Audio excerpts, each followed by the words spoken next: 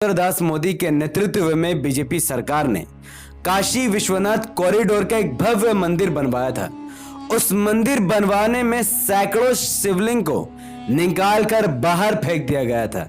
यहां तक कि जमीन के नीचे से बहुत सारे शिवलिंग निकली थी, जिसे आप ओरिजिनल शिवलिंग भी कह सकते हैं। बहुत पुरानी महत्वपूर्ण शिवलिंग, उन सब को तोड़ भांग कर फेंक दिया गया और पुराने काशी विश्वनाथ को तोड़कर नया काशी विश्वनाथ कॉरिडोर, भव्य कॉरिडोर बनाया गया।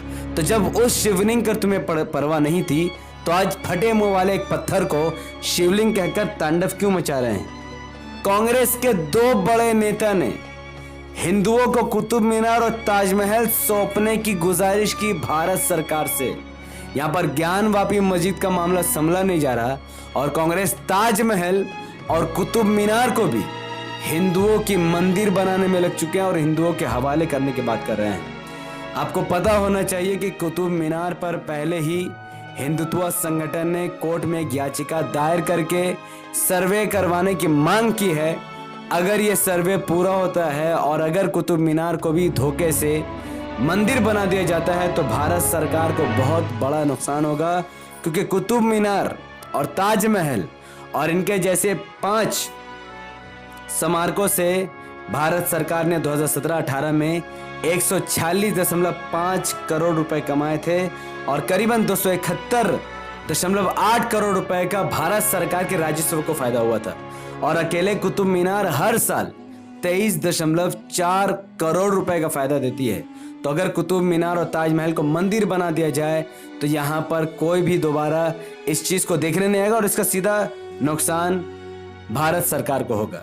तो all India Muslim personal law board को मैं बताना चाहता हूं कि ज्ञानवापी मसला तो आज नया है, लेकिन पहले ही राम मंदिर यानी जो हमारी बाबरी मस्जिद था, उसके खिलाफ जाकर राहुल गांधी, अखिलेश यादव, मायावती, तेजस्वी यादव, ममता बनर्जी जैसे नेताओं ने खुलकर राम मंदिर का समर्थन किया और बाबरी मस्जिद पर वो लोग खामोश रहे थे। तो जब बाबरी मस्जिद पर वो कुछ नहीं बोले, तो ज्ञानवापी मस्जिद पर वो क्यों बोलेंगे? अकेले असदुद्दीन ओवैसी साहब तो राम मंदिर के खिलाफ, बाबरी मस्जिद के हित में, ज्ञानवापी मस्जिद के लिए आज भी लड़ाई लड़ रहे हैं। तो all India Muslim personal law board तो कुछ नहीं इनका समर्थन करती।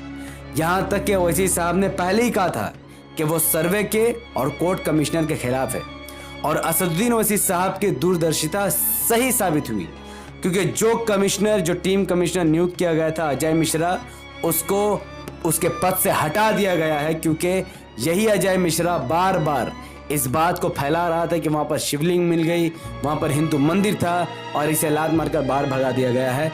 तो यह ओवैसी साहब की दूरदर्शिता को हमें सलाम करनी चाहिए। इन तमाम मुद्दे पर ज्ञानवापी मस्जिद में शिवलिंग का मिलना, टूटे हुए पानी के फवारे, फटे हुए मुंह वाले को शिवलिंग का नाम देना, इस मुद्दे पर अब मौलाना महमूद मदनी ने अपनी चुप्पी तोड़ दी है। मौलाना महमूद मदनी ने एक बहुत बड़ा हमला किया, बहुत बड़ी बात कही है। माफ करना, हिंदुत्व बीजेपी के खिलाफ नहीं की, बल्कि मुसलमानों के खिलाफ कही है। ज्ञानवापी मस्जिद केस को लेकर सड़क पर ना उतरने की डिमांड की है, यानी मौलाना महमूद मदनी ने मुसलमानों को इस मसले को सड़क पर लाने के लिए मना कहा है। तो ये मेरे नज़र में बहुत नॉनसेंस वाली बात है। मैं मौलाना महमूद मदनी से कहना चाहूँगा कि शायद आपको पता नहीं है कि इस वक्त रोड पर ये नाच गाना, ये तालियां, ये ढोल, ये ताशी, ये मुसलमान नहीं, बल्कि हमारे देश के हिंदुत्व संगठन पीट रही है। और भारत का मुसलमान बेचारा, भारत का मुसलमान कुछ नहीं कर रहा है। भारत का मुसलमान इस वक्त बीजेपी को हराने में बिजी है। भारत का मुसलमान रोड पर ज्ञानवापी मस्जिद को लेकर क्यों आएगा? जब बाबरी मस्जिद को लेकर भारत का मुसलमान रोड पर नहीं आया, तो फिर ज्ञानवापी मस्जिद को लेकर भारत का मुसलमान रोड पर क्यों आएगा? भारत का मुसलमान वेस्ट बंगाल में ममता को सीएम बनाने में बिजी है। भारत का मुसलमान महाराष्ट्र में बीजेपी की सरकार गिराने में बिजी है। भारत का मुसलमान उत्तर प्रदेश में बीजेपी को हराने में और अखिलेश को अपना बाप बनाने में बिजी है।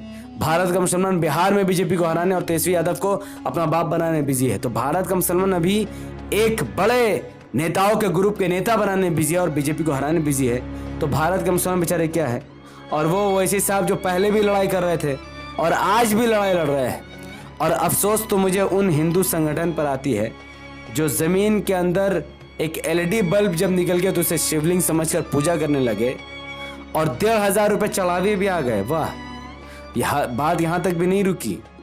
बात तो तब सर के ऊपर से निकल गई जब अमेरिका के एक शहर में ट्रैफिक गार्ड को लेकर एक पत्थर लगाया गया, उस पत्थर को शिवलिंग समझकर बहुत सारे हिंदू पूजा करने लगे। तो ये लोग देश को बदनाम सिर्फ भारत में नहीं बल्कि भारत के बाहर भी कर रहे हैं और हिंदुत्व संगठन खामोश होकर तमाशा देख रही है। ये बिल्कुल भी नॉनसेंस है।